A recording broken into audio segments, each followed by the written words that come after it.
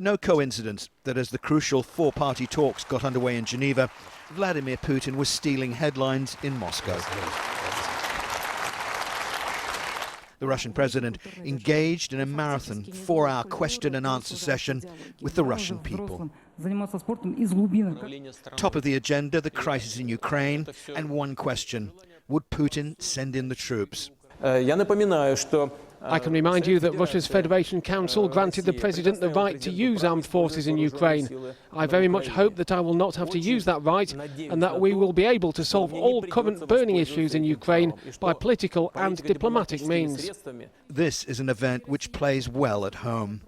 But Putin also had a firm message to foreign countries like the United States, which have imposed sanctions on Russia over its actions in Ukraine.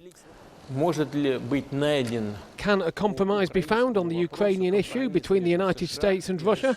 The compromise must be found not between third-party players, but between different political forces within Ukraine itself. This is the key point. But if there was any caller likely to aggravate the Americans, it was this one. I'd like to ask you a question about the mass surveillance. Former US spy contractor Edward Snowden having his first known public conversation with Vladimir Putin. Does Russia intercept, store, or analyze in any way the communications of millions of individuals? Mr. Snowden, you are a former agent, and in the past I had something to do with intelligence. So we will talk between ourselves as professionals.